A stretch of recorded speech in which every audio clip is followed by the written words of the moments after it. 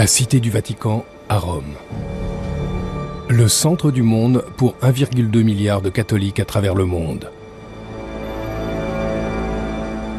Et lieu de résidence du guide des croyants, le pape.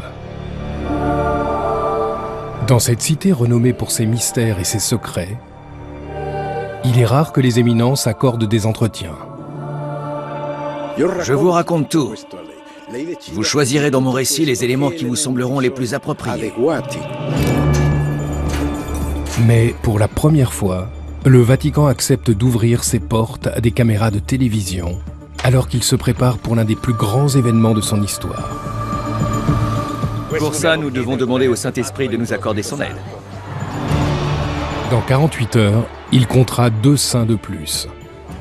Il s'agit là d'un des plus vieux rites ecclésiastiques, une cérémonie religieuse que l'on nomme canonisation.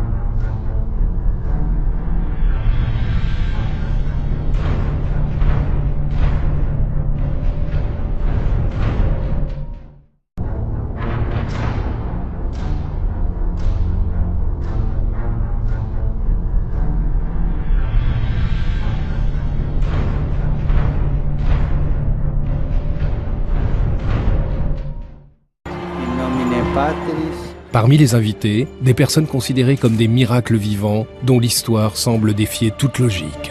Le miracle est un fait que la science ne peut expliquer. Le Saint-Père est sur le point de partir.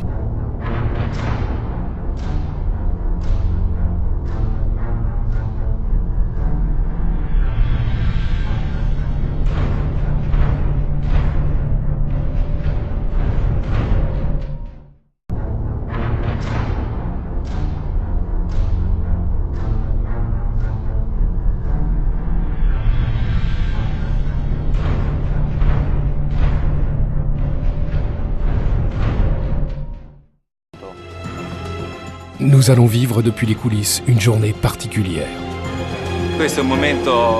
À cet instant, le monde chrétien retient son souffle, tout comme nous.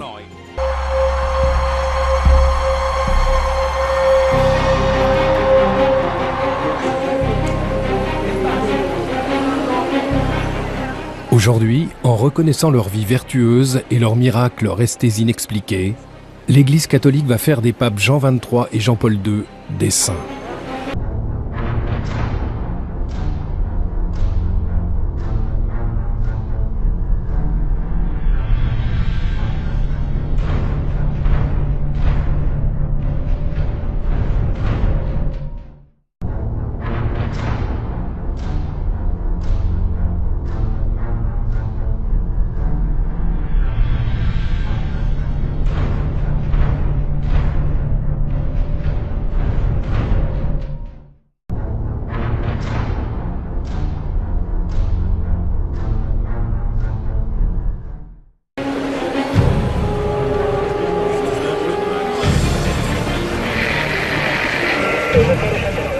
Un million de pèlerins venus du monde entier ont envahi la place Saint-Pierre et les rues adjacentes. Sont également présents des chefs d'État. La vigilance est à son maximum. À travers le monde, plus d'1 milliard de téléspectateurs suivent le déroulement des festivités.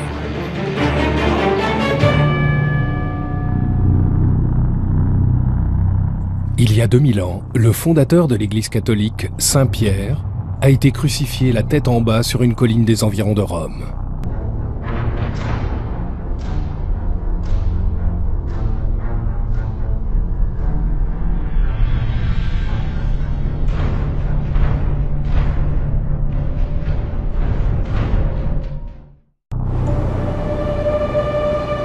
L'église, bâtie en son honneur, est devenue l'État de la Cité du Vatican, le plus petit pays au monde. Cette minuscule nation, forteresse indépendante, représente un 8e de Central Park à New York. Elle s'autosuffit, possède sa propre force de police, la gendarmerie, ses propres services postaux, sa propre banque. La langue utilisée pour les distributeurs est la langue officielle de l'Église, le latin. Cette minuscule cité compte seulement 842 habitants. Elle enregistre étonnamment le taux de criminalité le plus élevé au monde.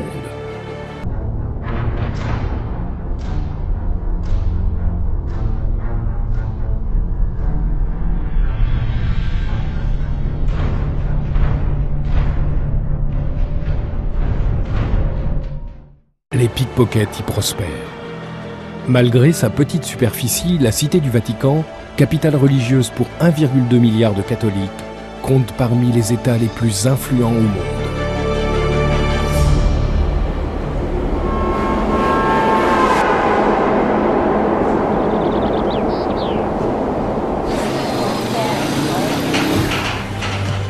Dans 48 heures, se tiendra un événement qui mettra en valeur nombre de réformes qui ont influencé l'Église ces dernières décennies. Doucement. Restez au-dessous, soulevez-le doucement. Lors d'une cérémonie protocolaire, deux grands réformateurs, le pape Jean XXIII et le pape Jean-Paul II, qui furent tous deux source de changement dans l'Église catholique, seront déclarés saints.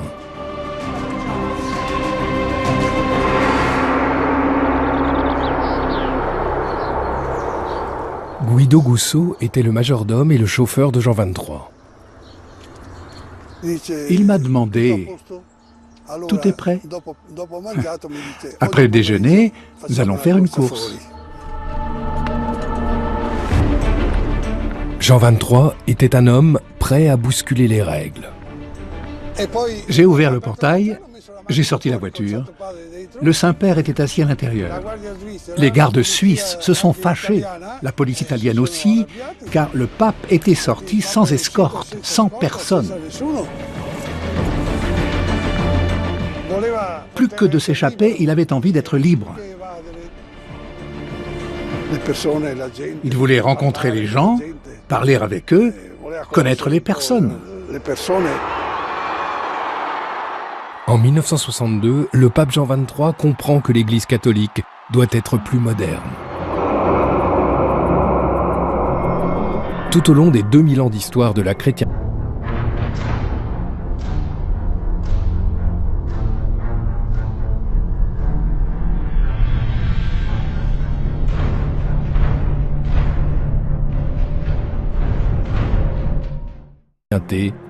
d'importants conseils œcuméniques se sont tenus à huis clos lors desquels les sages ont débattu des mystères, du sens et de la mission de l'Église.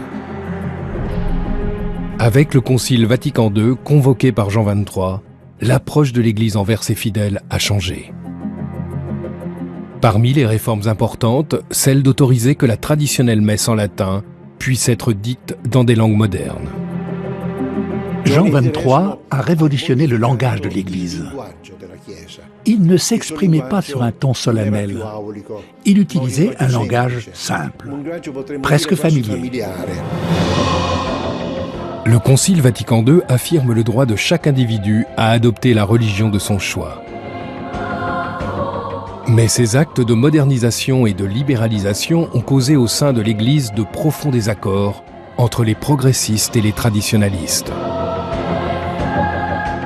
On ne peut envisager l'Église actuelle sans le Concile Vatican II. Cela a été une véritable révolution pour l'Église. Jean XXIII a eu le courage de repenser la mission de l'Église actuelle dans notre monde.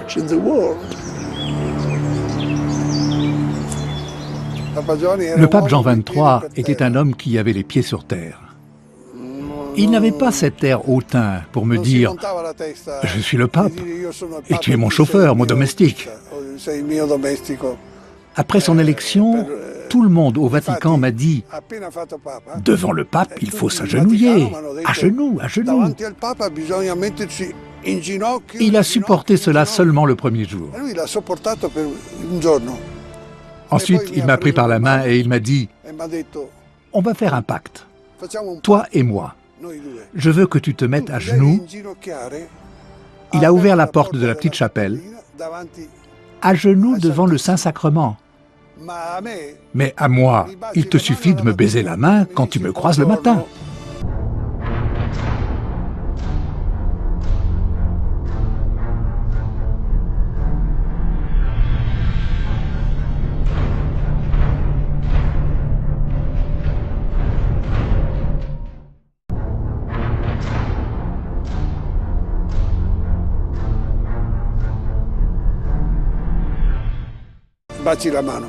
Le soir, au moment de me dire bonne nuit, tu me fais à nouveau un baise-main. Mais ne t'agenouille plus devant moi, j'en ai assez de te voir comme ça. Alors je lui ai dit, votre sainteté, ici, on me dit de m'agenouiller devant le pape. Et il m'a répondu, mets-toi à genoux à l'église, pas devant le pape. Presque 20 ans plus tard, le pape Jean-Paul II porte cette nouvelle approche progressiste à travers le monde. Il se rend dans 129 pays. C'est le premier pape à être reçu à la Maison-Blanche. C'était sa vie. Prier pour toutes les nations du monde. Une prière géographique. Il connaissait par cœur tous les noms des pays. Il pouvait les énumérer l'un après l'autre. Par ses pensées et par ses actes, il vise à doter l'Église catholique d'une solide base politique et religieuse à travers le monde.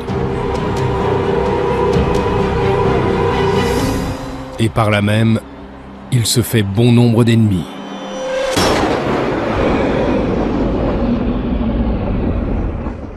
Sans Jean XXIII, sans Jean-Paul II, on ne peut pas comprendre le pape François.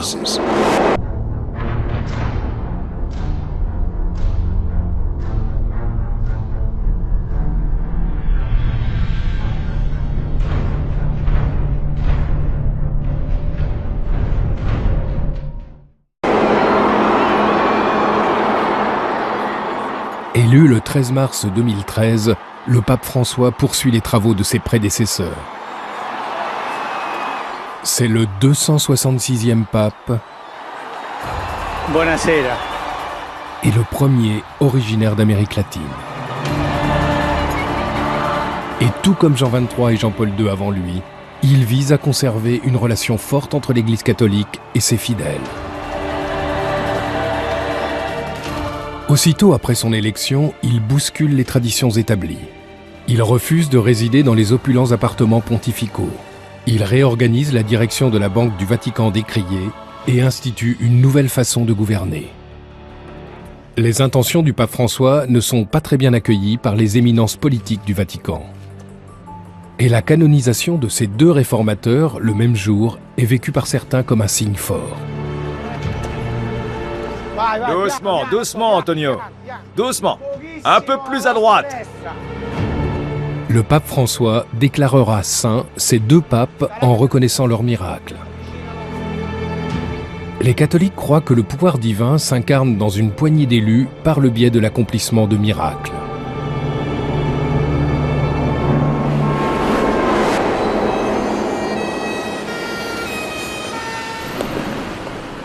La canonisation est l'aboutissement d'une enquête de 7 années menée par une personne qui n'aime guère les caméras. Le postulateur de Jean-Paul II. Les postulateurs sont des agents du Vatican chargés de rassembler les preuves afin d'accorder la sainteté.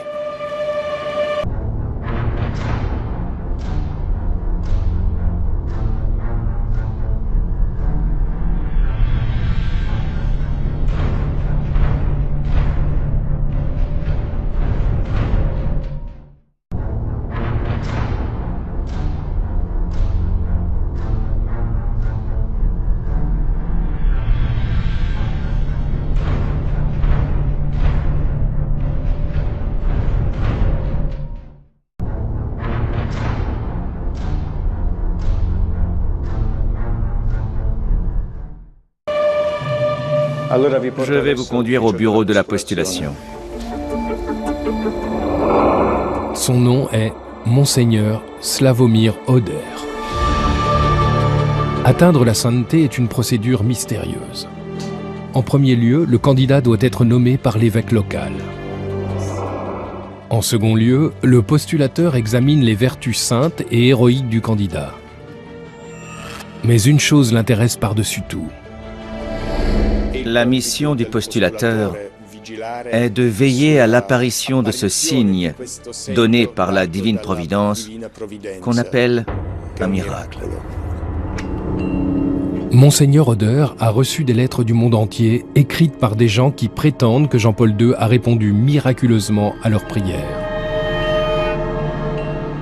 Au milieu de tout ce courrier, il cherche le fait inexplicable qui puisse défier tout raisonnement scientifique. Un miracle est un acte de Dieu, une manifestation de la grâce divine dans la réalité humaine qui défie toutes les lois de la science humaine. Quand l'Église reconnaît ce miracle, cela permet d'entamer le processus de béatification. Parmi des milliers de cas, un se démarque. Quelques mois seulement avant le tournage de ces images, la Française sœur Marie-Simon-Pierre était incapable de marcher. Alitée, atteinte de la maladie de Parkinson, elle implore par la prière l'aide de Jean-Paul II. 2 mois après le décès du pape, elle se lève de son lit et se remet à marcher. Cette incroyable guérison déconcerte les médecins. L'Église attribue officiellement ce miracle à Jean-Paul II. Ce qui rend possible sa béatification. Il est devenu bienheureux, c'est-à-dire glorifié. Il n'est plus qu'à un pas de la sainteté. Un seul miracle est nécessaire pour accéder à la béatification. Pour la canonisation, il est nécessaire d'avoir accompli un deuxième miracle.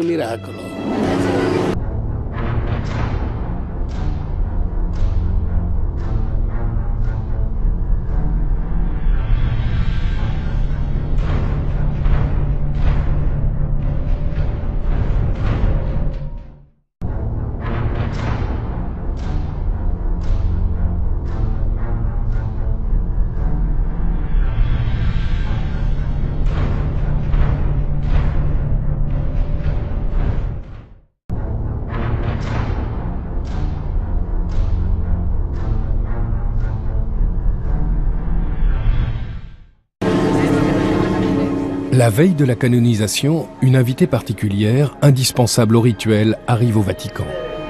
Voici Madame Floribette, la femme miraculée. L'Église catholique considère Floribette Moradiaz comme la preuve vivante d'un miracle de Jean-Paul II et la clé de la sainteté du pape. Un miracle est une source d'émerveillement. Il peut survenir des guérisons, des miracles spirituels ou des conversions que la science ne peut expliquer.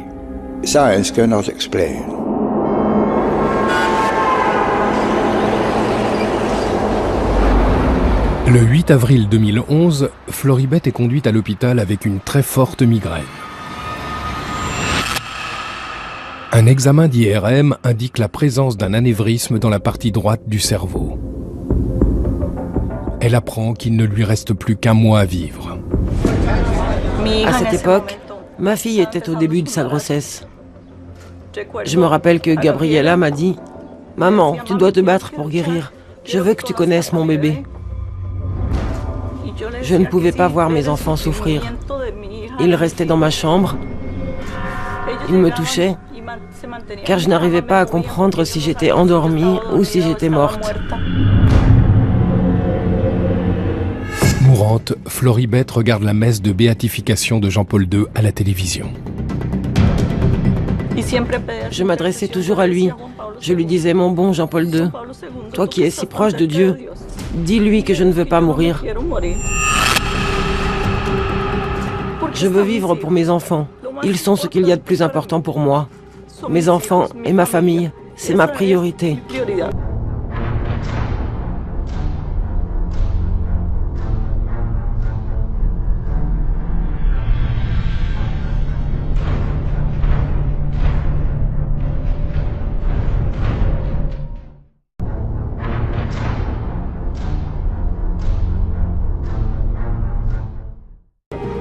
Puis, Floribet sombre dans un profond sommeil.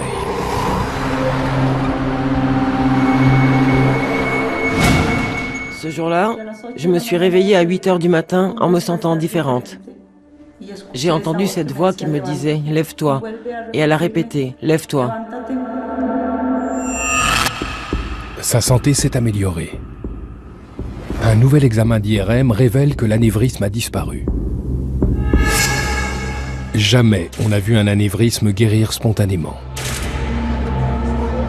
Le Vatican invite Floribet à Rome pour se soumettre à une batterie de tests. Dans le cas de Floribet, il y a eu une disparition complète de l'anévrisme cérébral que la science ne peut expliquer. D'un point de vue scientifique, cela ne pouvait pas se produire. S'il y a bien eu un anévrisme, rien ne semble pouvoir expliquer cette guérison. Quand la science ne peut pas aller au-delà et nous dit « on ne sait pas ce qui s'est passé », l'Église répond « nous on sait, c'est un miracle ». Ce miracle a été décisif pour la canonisation de Jean-Paul II, car c'est ce qu'on appelle un miracle au premier degré, qui induit une transformation organique inexplicable. C'est la preuve qu'il fallait à l'Église catholique pour déclarer Jean-Paul II digne de sainteté.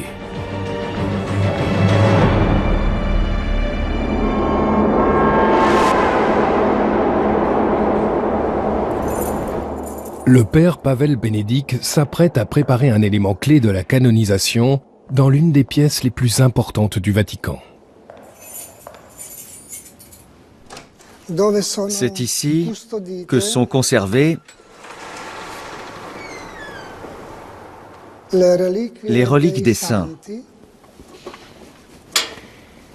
Les reliques des saints sont habituellement des petits fragments d'os. Il s'agit de fragments des corps de saints, des fragments de crâne, d'oreilles, de mains, de dents, qui ont été récoltés durant 2 millénaires. Voici un fragment d'os de Sainte Jeanne Jugan, une sœur qui a consacré sa vie aux pauvres et aux vieillards. Voici un fragment du corps de Saint Jean-Gabriel Père Board, un missionnaire français exécuté par les Chinois en 1840. Il a été torturé, attaché à une croix, puis tué par strangulation. Dans cette pièce sont conservées les reliques de 1400 saints. Nombre de martyrs chrétiens morts dans d'horribles conditions à cause de leur foi. Leurs restes sont aujourd'hui vénérés comme des objets saints.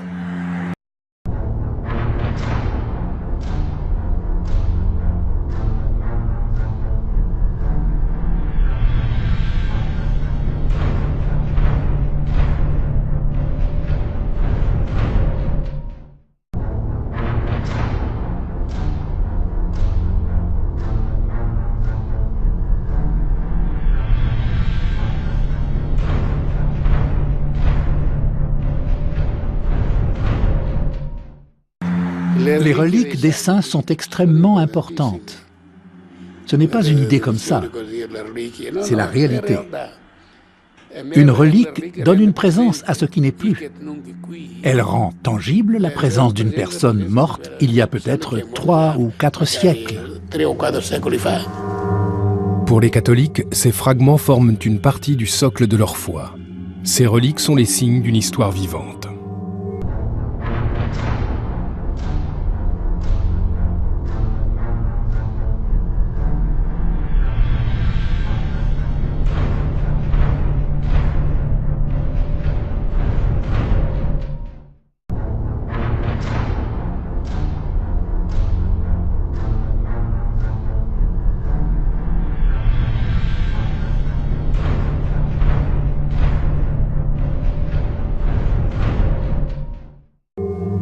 D'habitude, je viens ici et je prie. Je prie les saints qui sont ici et qui nous ont précédés dans l'éternité. Je prie et je demande de l'aide.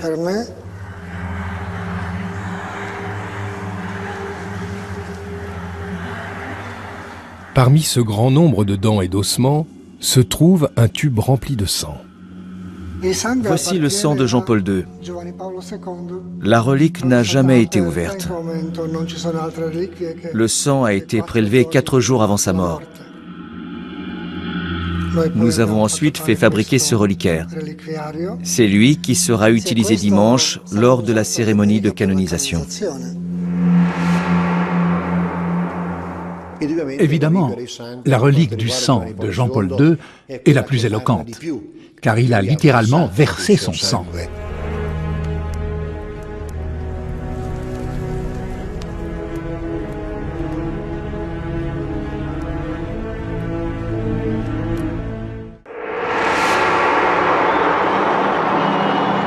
Le 13 mai 1981, le sang de Jean-Paul II coule à l'endroit même où il sera canonisé.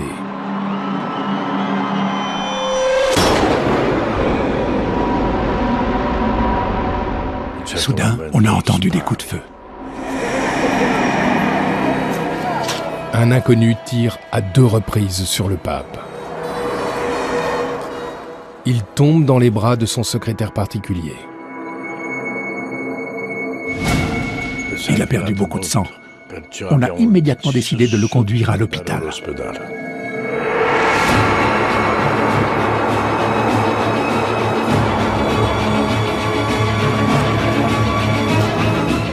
Tandis que les chirurgiens s'activent, il perd pratiquement les 3/4 de son sang. Pope John Paul II remains in surgery in a hospital in Rome. He's been in surgery now almost 3 hours.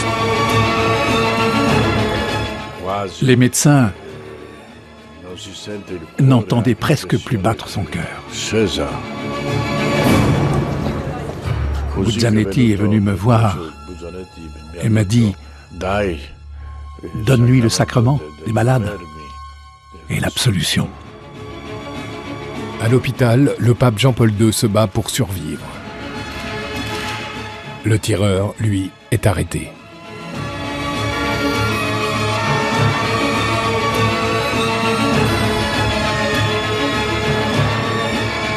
Tous les regards de la planète se tournent vers le Vatican.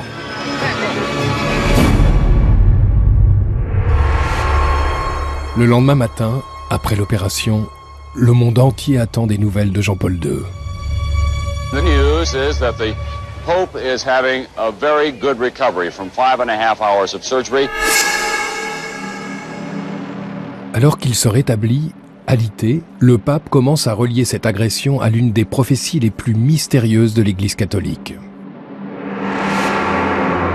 Selon la tradition catholique, en 1917, la Vierge Marie apparaît à 3 enfants dans la ville portugaise de Fatima. Elle leur révèle 3 prophéties, 3 secrets, qui sont couchés sur le papier, mis dans des enveloppes scellées et envoyés au Vatican. Le premier des secrets est une vision de l'enfer. Le second enseigne la façon dont les pécheurs peuvent se racheter. Le troisième reste dans son enveloppe, à l'abri au cœur du Vatican.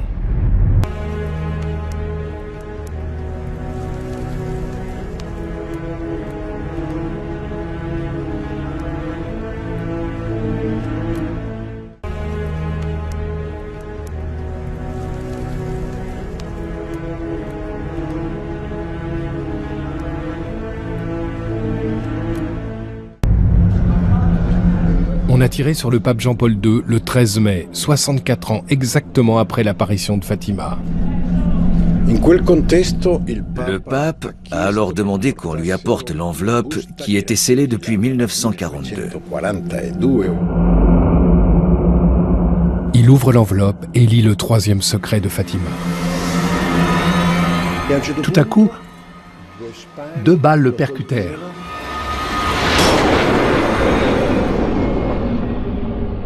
Et on eut l'impression que cet homme, vêtu de blanc, tombait et qu'il était mort. Il est évident que le pape a reconnu son histoire dans cette vision de Fatima. Le pape était intimement persuadé qu'il aurait dû mourir dans cet attentat et que la Vierge Marie lui avait sauvé la vie. Pour beaucoup de catholiques, cette prophétie est une preuve supplémentaire de la sainteté de Jean-Paul II et d'un destin guidé par la divine providence. Après la tentative d'assassinat sur la personne de Jean-Paul II, le Vatican a renforcé sa sécurité. Aujourd'hui, rien ne sera laissé au hasard.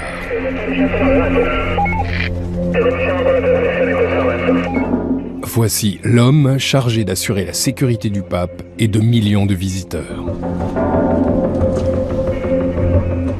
Bonjour, monsieur. Bonjour. Giuseppe Mosquita est sous-préfet de police à Rome. Aujourd'hui, son département est en état d'alerte maximum. Parmi les 5 millions de visiteurs attendus, il pourrait y avoir une personne représentant une menace pour le pape. À quelques heures de la cérémonie, la place Saint-Pierre et les alentours devront être évacués et sécurisés. Il faudrait qu'il termine avant 19h car on ferme la zone à 19h. Donc toute la zone doit être vérifiée à 19h? Oui, 19h. Puis, vous pourrez reprendre la nuit et le matin. Oui, au moins jusqu'à 13h. Donc on continue.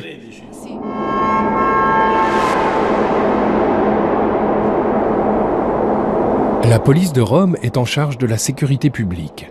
À l'intérieur des murs du Vatican, le pape a sa propre troupe d'élite, la garde suisse.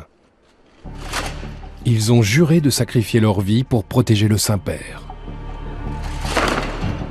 La garde suisse, à l'origine, était composée de mercenaires entraînés pour servir de bouclier humain.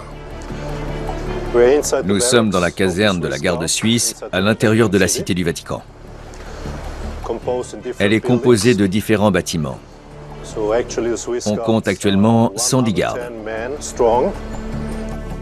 Leur uniforme traditionnel est toujours fait sur mesure, à la main.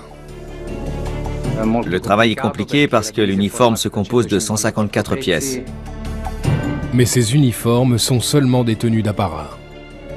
La plupart du temps, ils assurent la protection rapprochée du pape en civil.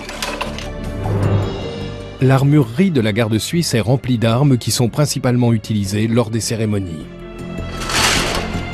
À l'instar des gardes du corps du pape, ils sont entraînés au combat rapproché. Nous sommes entraînés à la protection rapprochée, c'est-à-dire contenir et bloquer tout ennemi. En 1527, 147 gardes sont morts pour protéger le pape Clément VII d'envahisseurs qui avaient percé les défenses du Vatican. Aujourd'hui encore, toute menace est prise au sérieux. Nous devons éviter toute attaque contre le Saint-Père. Nous collaborons donc avec les forces du Vatican et la police italienne.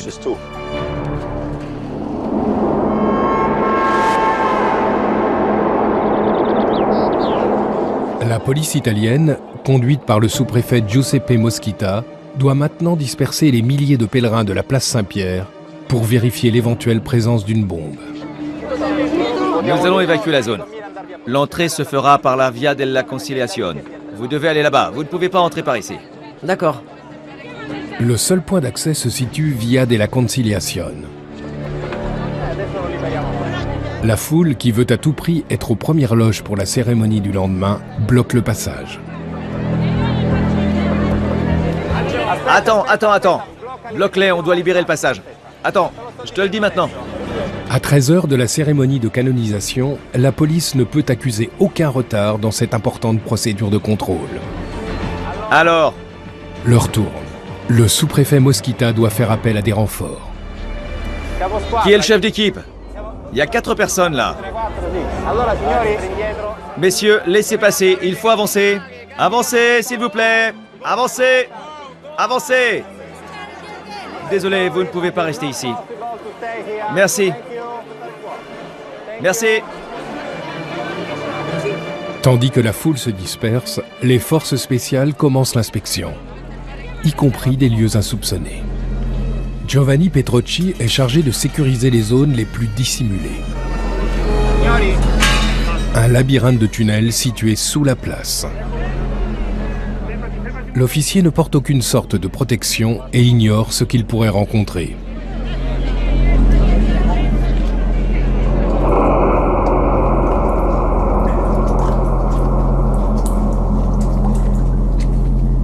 Nombre de tunnels sous la place Saint-Pierre et sous la basilique datent de l'époque romaine, soit plus de 2000 ans.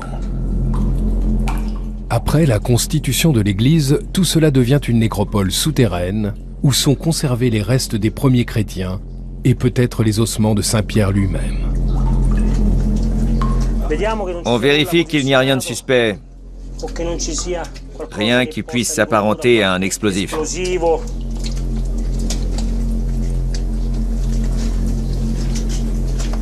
Regarde cette bouteille là-dessous. Il y a des traces d'activité humaine. Il y a quelque chose dedans? Non. Très bien.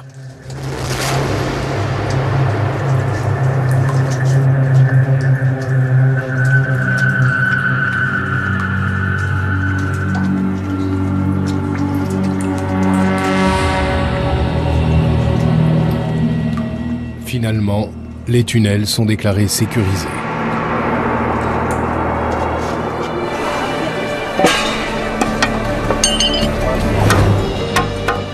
Les accès sont scellés au fer à souder pour empêcher toute intrusion.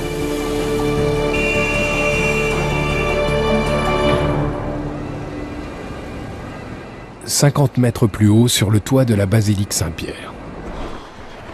Nous y voilà. Andrea Benedetti, chef d'équipe des ouvriers de la basilique, vérifie une dernière fois qu'aucun intrus n'a pénétré dans ce tunnel de maintenance secret. À droite, nous avons le toit de la chapelle del Coro.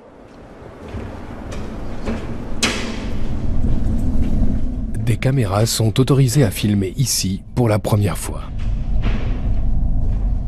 C'est un privilège unique que d'avoir une telle vue de la basilique, loin du parcours habituel des touristes.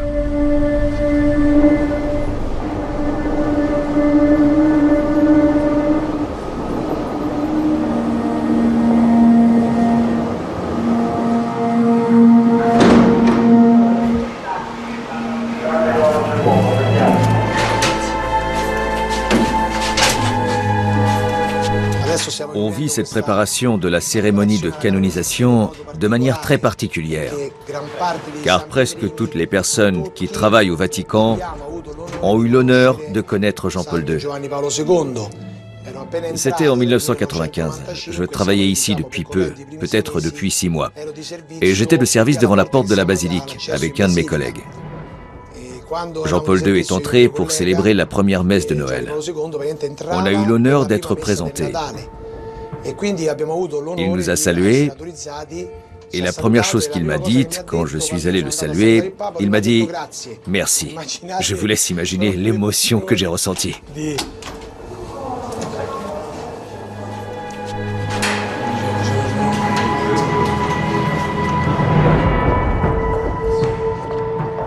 Tout en bas, Andrea et son équipe ont encore une tâche importante à accomplir. Ils doivent remplacer l'inscription sur la tombe de Jean-Paul II par Sanctus, le mot latin pour saint.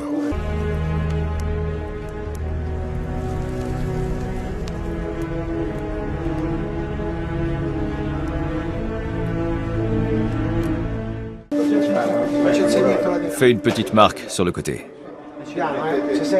Ça y est, t'es prêt, Mauricio? Attends, t'es prêt? Tenez-la bien. Vas-y, perce. Il y a 500 ans, d'habiles architectes lancent la construction de ce vaste édifice. Les matériaux utilisés proviennent des ruines de la Rome antique.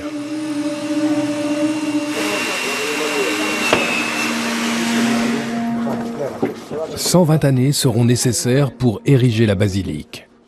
L'édifice n'a jamais cessé de subir des modifications. Les cales sont posées, la colle prend. Les ouvriers du Vatican prient pour le futur saint. Saint Jean-Paul II, priez pour nous. Puisse Dieu Tout-Puissant, par l'intercession de Saint Jean-Paul II, vous bénir et vous protéger au nom du Père, du Fils et du Saint-Esprit. Amen.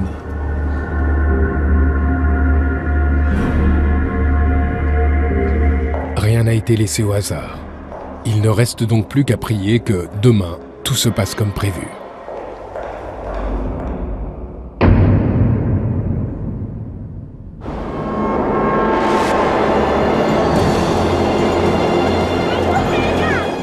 3 heures du matin, les portes de la place Saint-Pierre s'ouvrent.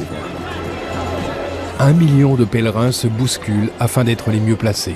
Ils sont prêts pour 6 heures d'attente inconfortable.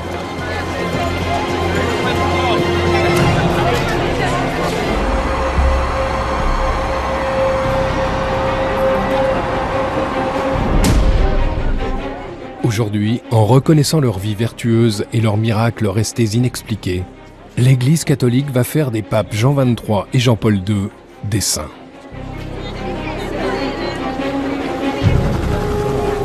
Des hélicoptères de la police se déploient pour surveiller cette immense foule. 1 million de pèlerins ont veillé toute la nuit. La place Saint-Pierre est noire de monde.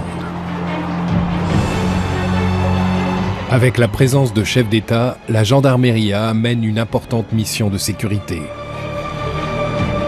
Et les snipers de la police se mettent en position.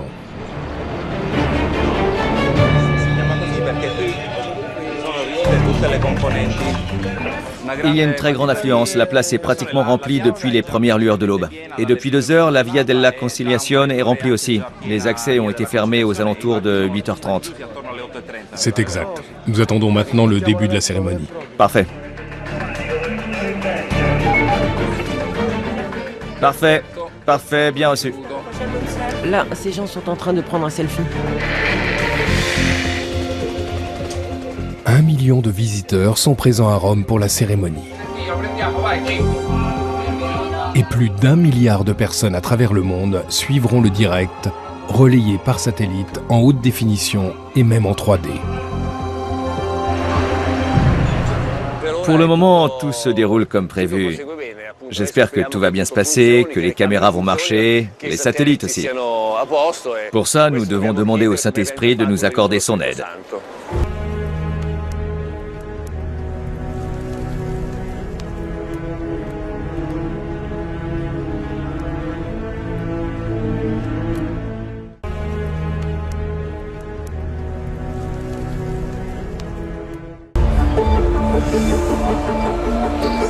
Seul le CTV, le centre de télévision du Vatican, retransmet l'événement. Il exerce un contrôle strict de l'image publique de l'Église diffusée à travers le monde.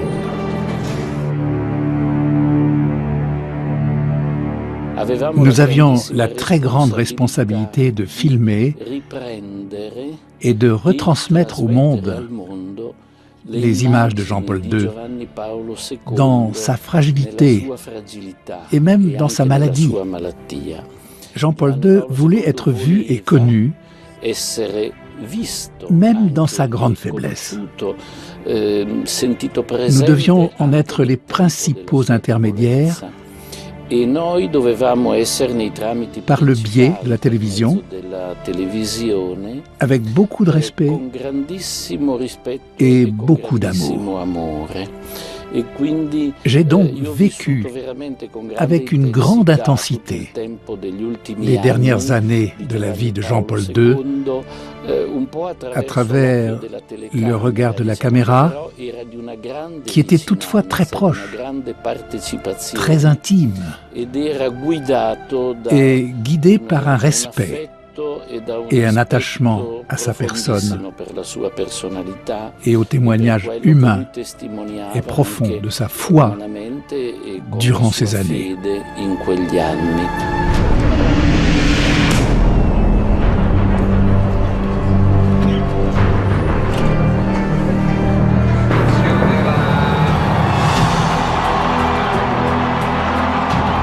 Un millier d'évêques venus du monde entier sont présents, ainsi que 150 cardinaux, les hommes les plus éminents du Vatican, 19 chefs d'État et 24 chefs de gouvernement, de l'Espagne au Honduras, de l'Irlande à l'Ukraine en passant par le Cameroun.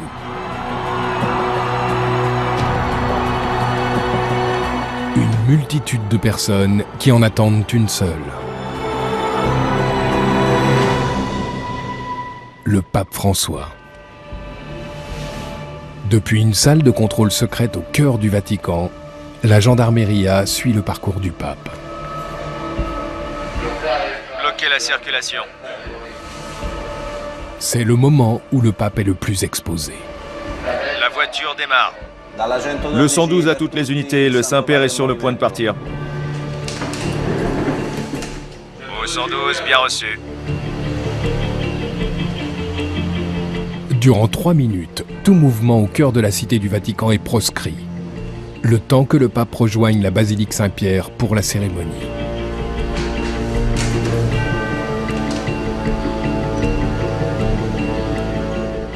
À cet instant, le monde chrétien retient son souffle, tout comme nous. Jean XXIII était conscient que l'Église doit se réformer continuellement. Jean-Paul II a été pape durant 26 ans. Il voulait encourager l'homme, l'aider à défendre ses droits fondamentaux et à poursuivre ses aspirations légitimes, afin que l'homme ne soit pas privé de ses droits fondamentaux, imprescriptibles et naturels.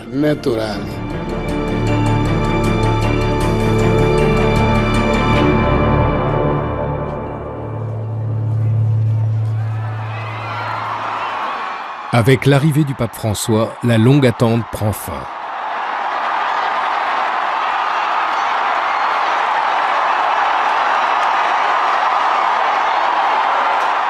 Alors que la cérémonie débute, Monseigneur Dario Vigano observe avec nervosité. L'événement touche des millions de téléspectateurs à travers le monde.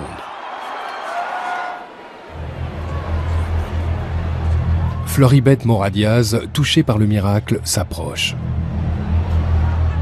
Elle a prié Jean-Paul II pour guérir l'anévrisme au cerveau qui, selon les médecins, allait la tuer.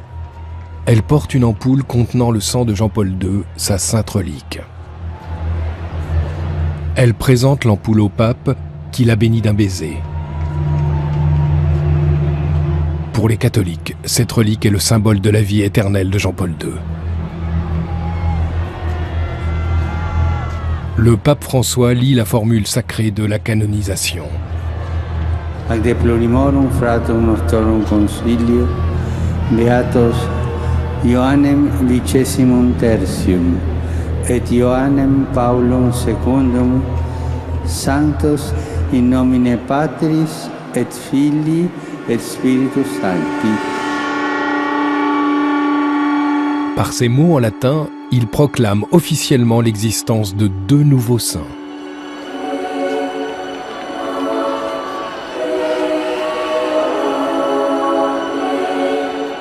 Le sang de Jean-Paul II et un fragment de peau de Jean XXIII seront conservés précieusement au sein du Vatican. Les reliques des 2 nouveaux saints seront vénérées par des millions de personnes à travers le monde.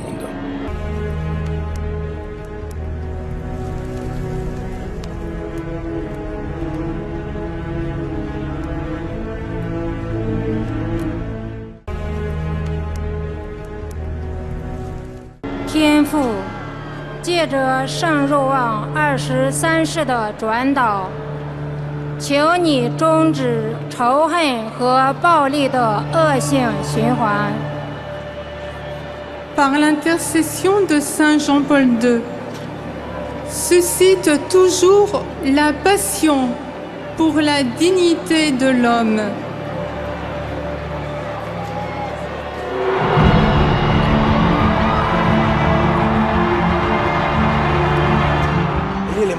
L'émotion était à son comble. C'est difficile à décrire. C'est une émotion, un frisson qui vous parcourt tout le corps. Le voir là aujourd'hui est la plus belle chose qui soit. Cela donne des frissons car on pense que les saints ne vivent pas sur la terre, qu'ils sont différents ou du moins qu'ils ne mènent pas une vie normale. Mais lui, il a vécu une vie normale. Il était évêque de Rome, il était le pape, il était l'évêque de Cracovie, il était prêtre. Maintenant, il est officiellement un saint. Je pense que je pleurerai un peu. De joie, pas de tristesse. Car c'est une chose incroyable pour moi, cet homme avec lequel j'ai vécu tant d'années, Maintenant, je l'appellerai Saint. Santo.